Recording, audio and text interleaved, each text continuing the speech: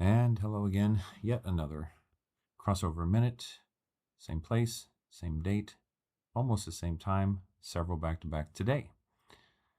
This one is a little bit more interesting, lighthearted, yet still very significant. Talking about relationships stemmed from multiple recent conversations that I had, including one with a friend who was going through kind of a disillusioning situation with someone and had seemed to be upfront, a very solid person, believer in Christ and Christian, and a lot of kind words, a lot of nice words. Hadn't met in person yet, and then got to the point to where there was just kind of an emotional bond there. Hadn't yet even had a video call or this or that, and was going to promise to meet and to do this, and then they didn't show, and then, or I mean, they backed out, and then this and that. Well, anyway, blah blah blah. And next thing you know, um, come to find out they had made a lot more um, kind of way ahead of schedule promises and comments and things than where they actually were.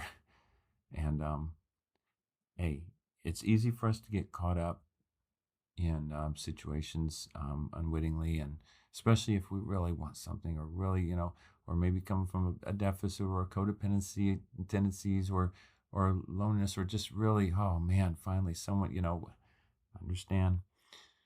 We still have to do our due diligence. We still have to, even if we think we know for sure this is the right person or a good person or this, do the due diligence of not allowing yourself to get emotionally ahead of where you are in your actual development and time and in-person time together. And I say in-person time because you have to have that at a certain point, much sooner than later. If there's something of interest between the two people, you have to be in person to fully, finally, completely meet the person and know how they actually are. It's just, there's no way around it. There's no way around it. It can be real, but not realistic to be close to someone you've never been in person with. It happens. It's real, but it's not realistic. Keep your eyes open and watch over your own emotional attachments, codependency, relationships, companionship, loneliness. A person can be a very functional, content, good person as a single. And when you get to know them, when they start tapping into the area of special relationships, um, it's a different place of the heart. And you have to take time to know that person in person, and get to see how they are as they develop in friendship with you, and um, to to see how they are in the area of special relationships. Do they have emotional relational maturity? Do they have self-centeredness? Do they have brokenness? Or because that's important for you, and some of those things have to get worked on or fixed or changed.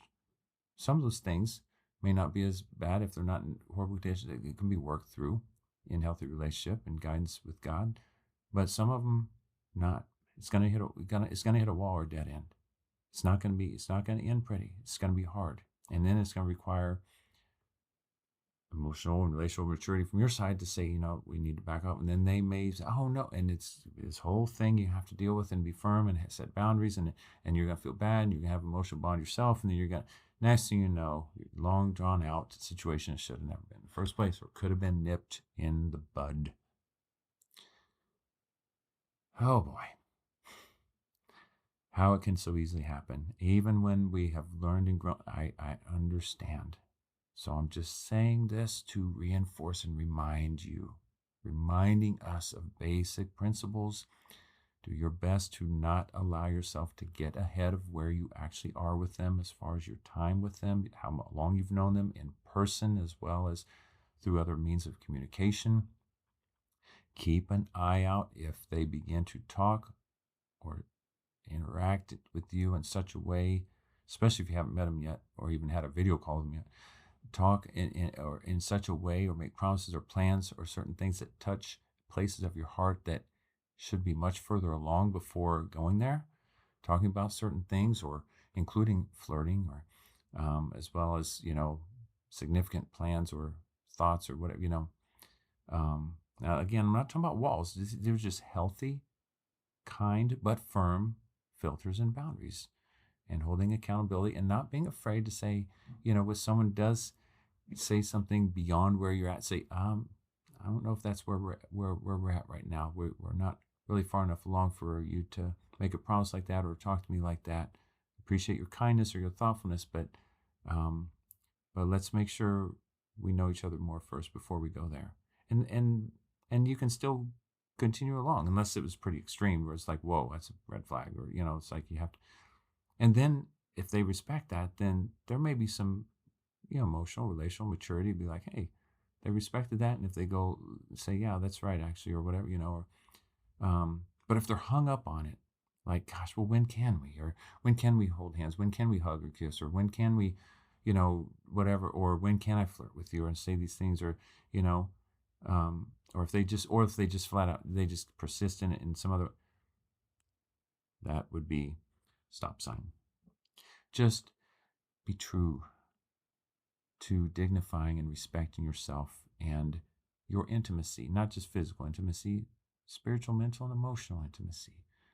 And it doesn't mean just being, like I said, Fort Knox walled up, but it just means is balance and healthiness. Because if they're hung up on those things, they're not in this for the right perspective and approach. And especially if you're wanting long-term relationships, healthy and long-term relationships, just do your and their heart a favor, and handle that. Watch over your heart. That's all you got. It's your heart. God gave it to you. He'll work with you, but he won't force you. You have to work with him in his ways. And it can be amazing and beautiful when you do. God bless you in the name of Jesus. Be encouraged, be inspired. And may this lead to an amazing, beautiful insight that carries you well beyond the content of this conversation we're having here.